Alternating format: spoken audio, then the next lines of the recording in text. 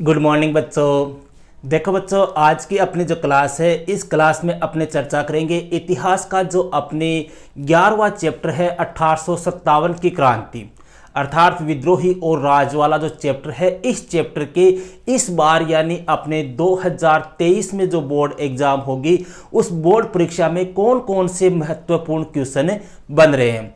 अपने लगभग 27 तारीख को अपने इतिहास का पेपर है और अब अपने देखें तो भैया अपने पास में मुश्किल से 8 से 10 रोज का समय है। 10 दिन आप मान के चल सकते हो, 10 दिन का टाइम आपके पास में है। और इतिहास की एक अच्छी अगर आपको तैयारी करनी है, एक अच्छी स्कोरिंग आपको प्राप्त करनी है, अच्छे प्राप्तांक आपको लेने हैं, तो आपको इन क्वेश्चनों को जरूर से याद करना चाहिए। देखो, मैंने लास्ट वीडियो जो कल अपने वीडियो बनाया था उसमें भी मैंने एक बात कही थी भैया कि जो क्वेश्चन में मोस्ट क्वेश्चन आपको हर चैप्टर के बता रहा हूं वो प्लस इस साल जो मैं 4 प्री बोर्ड पेपर लूंगा, वो 2 तो ले चुका हूं इतिहास के, 2 प्री बोर्ड पेपर और होंगे, 4 प्री बोर्ड पेपर। ठीक है, मतलब हर चैप्टर के मोस्ट क्वेश्चन और 4 प्री बोर्ड पेपर आप तैयार कर लो। 80% नंबर आपके आराम से बन जाएंगे, ये गारंटी के साथ में मैं कह सकता हूं। ठीक है, लास्ट ईयर भी मैंने यही बात कही थी, उससे लास्ट ईयर भी यही बात कही थी। लास्ट ईयर वाला पेपर आप देख सकते हो, चाहे पॉलिटिकल का हो चाहे हिस्ट्री का हो, लगभग पॉलिटिकल में तो 100% जो क्वेश्चन मैंने बताए थे उन्हीं क्वेश्चनों में से अपने पेपर बन गया था, ये मान लो आप। ठीक है, और इतिहास की बात करें तो इतिहास में मुश्किल से 2 या 3 क्वेश्चन ऐसे थे, छोटे क्वेश्चन जो अपने क्वेश्चनों में से नहीं आए थे। बाकी लगभग 85% से ऊपर जो पेपर था वो अपने क्वेश्चनों में से था। समझ रहे हो? तो अब भी मैं आपको कह रहा हूं भैया, अगर आपकी तैयारी थोड़ी वीक है, थोड़ी कमजोर है, आपको लग रहा है कि गुरुजी मन तो इतिहास के मान बिल्कुल भी को नहीं आ रहे हो, इतिहास में मेरे को तो 80 नंबर चाहिए, 85 नंबर चाहिए, 90 नंबर चाहिए, तो आप इनको तैयार कर लो। 2 दिन पहले मैंने एक वीडियो डाला है, उस वीडियो को आप देख लेना, उसमें सारी बातें मैंने डिटेल से बताई है। ठीक है, अब बात करते हैं भैया इस चैप्टर की। देखो, इस चैप्टर से मतलब 11वें चैप्टर से इस बार अपने 2 प्रश्न आएंगे। ठीक है, एक प्रश्न आएगा 1 नंबर का, एक प्रश्न आएगा 3 नंबर का। मतलब यह चैप्टर टोटल कितने अंक का हो गया? आपके 4 अंक का।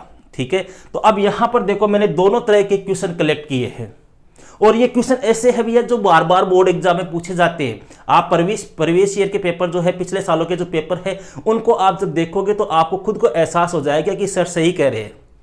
ये क्वेश्चन, सारे क्वेश्चन आप उठा के देख लो, 2-2 3-3 बार पूछे हुए हैं ये क्वेश्चन। ठीक है, 2012 से लेकर 2020 तक के अपने पेपर देख लो, आपको सभी ये क्वेश्चन जो है वो 2-2 3-3 बार पूछे हुए मिल जाएंगे और बार बार यही रिपीट होते हैं, बस थोड़ी सी इनकी लैंग्वेज चेंज कर देते हैं। जैसे मान लो आपको पूछ ले कि अंतिम मुगल बादशाह कौन था? बहादुर शाह जफर था, पता है आपको सबको। आपको पूछ ले 1857 के समय मुगल बादशाह कौन था, तो भी वही आंसर होगा।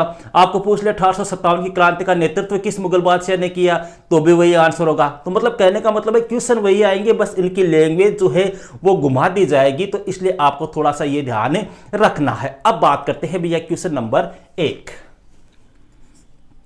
देखो, पहला क्वेश्चन है भैया 1857 का विद्रोह कब और कहां से प्रारंभ हुआ था? इजी सा क्वेश्चन है, कोई दिक्कत नहीं होनी चाहिए। 10 मई 1857 को प्रारंभ हुआ था भैया। यूपी में एक जगह है जिसका नाम है मेरठ, यहां से यह क्रांति प्रारंभ हुई थी, यहां से यह विद्रोह हुआ था। और राजस्थान की पूछ ले तो राजस्थान में होती भैया 28 मई। ठीक है, सेकंड क्वेश्चन में थोड़ा स्पीड से अपने इनके आंसर कराऊंगा क्योंकि ऐसे तो अपनी वीडियो भी लंबा हो जाएगा। बाकी आपको डिटेल से ये सारा मेरा पढ़ाया हुआ है चैप्टर, आपको नोट्स भी लिखाए हुए हैं, तो मेरे ख्याल से आपको कोई दिक्कतें नहीं होनी चाहिए। देखो, 1857 के विद्रोह का तात्कालिक कारण क्या है? देखो, कई बच्चे पूछते हैं गुरुजी ये तात्कालिक कारण क्या होता है? तात्कालिक कारण का मतलब हुआ उस समय ऐसी क्या घटना हुई थी जिससे विद्रोह भड़क उठा। समझ गए? ऐसे तो कई कारण थे, जैसे मान लो आर्थिक भी है, सामाजिक भी है, धार्मिक भी है, राजनीतिक भी है, सैनिक भी है, कई कारण थे। लेकिन तात्कालिक कारण क्या था? देखो भैया, 1857 की क्रांति के समय सैनिकों को एक राइफल दी गई थी, इसका नाम था एनफील्ड। ठीक है, और इस राइफल में जो कारतूस डलता था उस कारतूस के ऊपर गाय व सूअर की चर्बी लगी होती थी। तो हिंदू और मुसलमान जो थे दोनों ही इसको गाय व सूअर की चर्बी को अपवित्र मानते थे। ठीक है, क्यों? गाय की हिंदू पूजा करते हैं, सुअर का मांस मुस्लिम समाज नहीं खाता, तो गाय व सुअर की चर्बी को मुंह से तोड़ना पड़ता था उस कारतूस को। तो इसका सैनिकों ने क्या किया? विरोध किया, और इसी वजह से यह 1857 की क्रांति हुई। थर्ड क्वेश्चन की बात करते हैं भैया, चिनहट के युद्ध में किसकी हार हुई थी? चिनहट का युद्ध भैया जो 1857 में हुआ था, और इस युद्ध में हार हुई थी हेनरी लॉरेंस की। हेनरी लॉरेंस की हुई थी मौलवी अहमदुल्ला, जो फैजाबाद का था, अपने मौलवी अहमदुल्ला, इसने परास्त किया था। ठीक है। चौथे क्वेश्चन की बात करते हैं, बंगाल आर्मी की पौधशाला किस राज्य को कहा जाता है? बहुत अच्छा क्वेश्चन है भैया, कंपटीशन एग्जाम में भी कई बार पूछा जाता है। बंगाल आर्मी की पौधशाला किस राज्य को कहा जाता है? अवध को कहा जाता है। ठीक है, अवध। नेक्स्ट है, आजमगढ़ घोषणा कब और किसके द्वारा की गई थी? आजमगढ़ घोषणा, आजमगढ़ घोषणा जो है भैया अंतिम मुगल बादशाह जो था बहादुर शाह जफर, उसके द्वारा की गई थी 25 अगस्त 1857 को। 25 अगस्त 1857 को।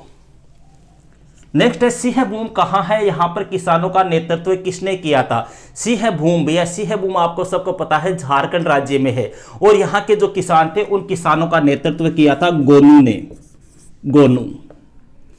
सातवां है भैया, रेजिडेंट को किन राज्यों में तैनात किया जाता था? रेजिडेंट भैया एक ब्रिटिश अधिकारी होता था, और इसको उन राज्यों में तैनात किया जाता था जो प्रत्यक्ष रूप से ब्रिटिश शासन के अंतर्गत नहीं आते थे। ठीक है। देखो यहां पर जो मैंने रेड पेन से जो टिक लगा रखे हैं, ये सभी क्वेश्चन लॉन्ग क्वेश्चन है, 3-3 अंक वाले क्वेश्चन है, ये भी आपको थोड़ा सा ध्यान रखना है, और बाकी जो है वो एक एक अंक की दृष्टि से महत्वपूर्ण है।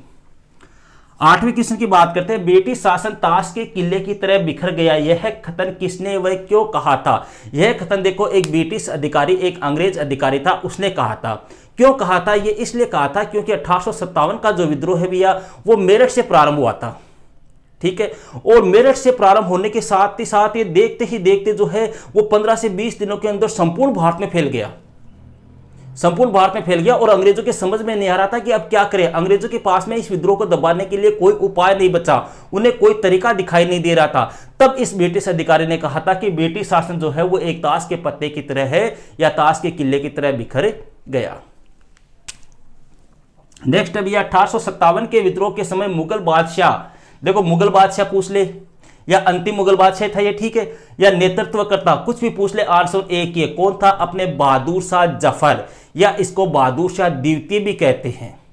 बहादुर शाह जफर बोल दो या बहादुर शाह द्वितीय। अब देखो बहादुर शाह जफर इसको किस लिए कहते हैं ये भी थोड़ा सा आपको बता दूं, क्योंकि ये जफर के नाम से भी यह शायरियां लिखता था, ठीक है, कविताएं लिखता था, रचनाएं करता था, इसलिए इसका नाम बहादुर शाह जफर भी है। लास्ट ये 10वां है, रिलीफ ऑफ लखनऊ, एक ध्यान रखना, और इन मेमोरियल, दो, ये दो चित्र भैया बड़े फेमस है। रिलीफ ऑफ लखनऊ, लखनऊ का राहत, और इन मेमोरियल, इन चित्रों की रचना किसने की थी? देखो रिलीफ ऑफ लखनऊ ये तो है भैया टॉमस जोन्स बार्कर का, टॉमस जोन्स बार्कर का, ठीक है। रिलीफ ऑफ लखनऊ किसका है? Thomas Jones Barker.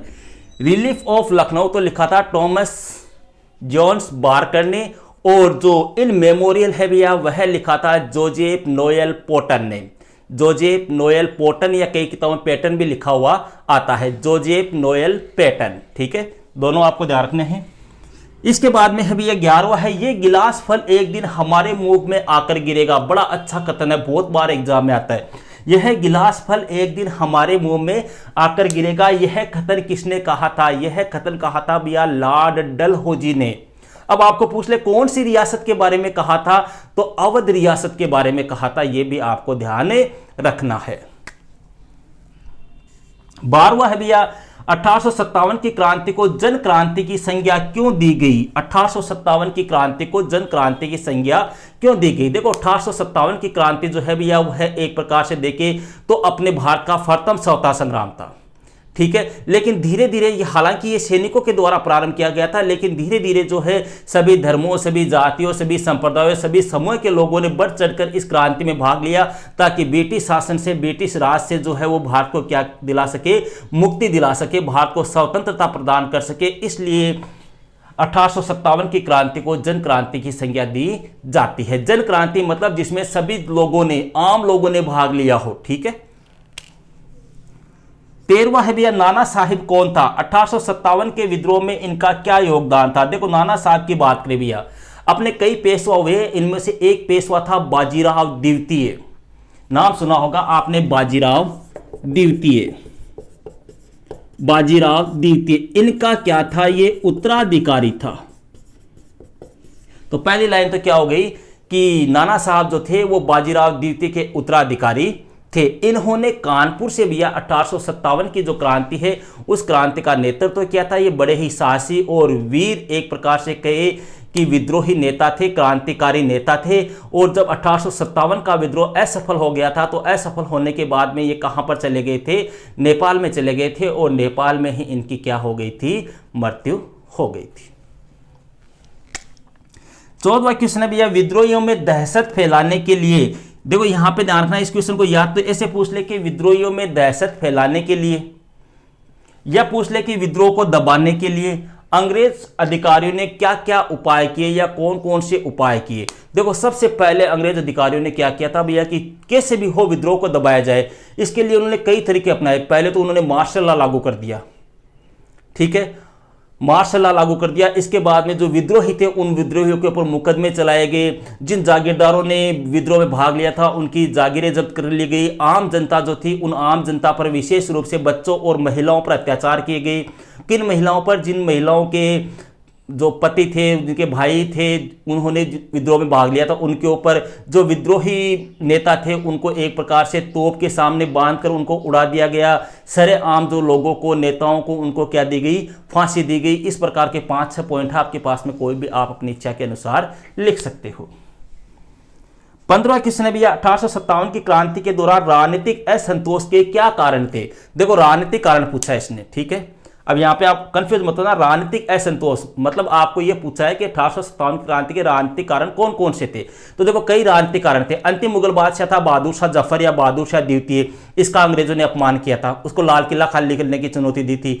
नाना साहब है, उनकी पेंशन रोक दी गई थी। लक्ष्मीबाई के साथ में अनुचित व्यवहार किया गया था। इसके अलावा अवध जो था, उस अवध का एक प्रकार से कुशासन का आरोप लगाकर अनुचित तरीके से विलय किया गया था। इसके अलावा लॉर्ड डलहौजी जो था उसके द्वारा राज्य हड़प नीति अपनाकर कई राज्यों का जो है वो क्या किया गया? हड़पा गया था। एक प्रकार से उनको ब्रिटिश साम्राज्य में मिला लिया गया था। तो ये 5-6 कारण जो है वो कैसे कारण है? राजनीतिक कारण है। 16वें क्वेश्चन की बात करते हैं भैया, अंग्रेजों ने अवध का अधिग्रहण कब और क्यों किया? कोई 3 कारण बताइए। देखो अवध को मिलाया था भैया 1856 में। किस आधार पे? कुशासन का आरोप लगा के कि अवध में जो शासन व्यवस्था है वो सही नहीं है। कुशासन का आरोप लगाया था, अनुचित शासन का आरोप लगाया था। इस आधार पे अवध को अंग्रेजों ने ब्रिटिश साम्राज्य में मिला लिया था। अब मिलाने के पीछे कारण क्या थे? अवध को क्यों मिलाया गया था? जबरदस्ती मिलाया गया एक प्रकार से अवध को। अपने बात करें कि अवध जो था उसको जबरदस्ती अंग्रेजों ने हड़पा था। अब क्यों हड़पा था? उसके पीछे देखो कई कारण थे, मैंने आपको लिखा है मैं 4-5 कारण। देखो पहली बात तो अवध में सबसे ज्यादा नील होती थी। नील का उत्पादन सबसे ज्यादा अवध में होता। कपास का उत्पादन सबसे ज्यादा अवध में होता था। इसके अलावा भैया अवध जो है, उस अवध को अंग्रेज जो थे वो उत्तरी भारत में एक बड़े बाजार के रूप में विकसित करना चाहते थे। ठीक है, इसके अलावा आपने बात करें कि अवध के आसपास के जो अधिकांश क्षेत्र थे उन अधिकांश क्षेत्रों पर अंग्रेजों का नियंत्रण हो गया था। इसलिए अंग्रेज चाहते थे कि अवध जो है वो भी ब्रिटिश साम्राज्य के अंतर्गत आ जाए। इन उपरोक्त कारणों की वजह से अवध का क्या किया गया? एक प्रकार से विलय किया गया। नेक्स्ट क्वेश्चन है भैया, 2 नेता है आपके, एक तो शाहमल, एक मौलवी अहमदुल्ला शाह है। दोनों के बारे में क्वेश्चन आया हुआ है कि दोनों के बारे में आप क्या जानते हो, या आपको पूछ ले इनके ऊपर संक्षिप्त टिप्पणी लिखिए। देखो सबसे पहले बात करते हैं भैया शाहमल की। शाहमल जो था भैया अपने यूपी में एक परगना पड़ता है जिसका नाम है बड़ौत। इस परगने में इनका क्या हुआ था? जन्म हुआ था। और जाति से बात करें तो जाति से ये जाट जाति थी।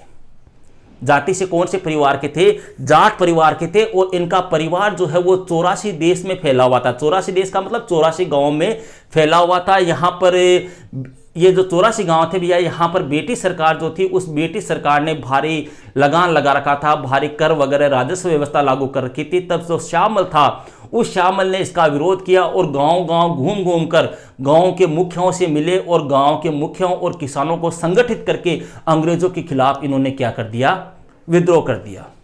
तथा एक ब्रिटिश अधिकारी, एक अंग्रेज अधिकारी था, उसका एक बंगला था, उसके ऊपर भी शाहमल ने अधिकार कर लिया था और उस बंगले में बैठकर शाहमल जो था वो फौजदारी मामले वगैरह है उनको सुलटाता था, न्याय करता था। तो जनता जो थी वो शाहमल से काफ़ी प्रभावित हुई और शाहमल को जनता ने राजा की उपाधि भी दी थी। और जुलाई 1857 में इनकी क्या हो गई थी, फिर मृत्यु हो गई थी। इस प्रकार से आपको 8 से 10 लाइन इनके ऊपर लिखनी है।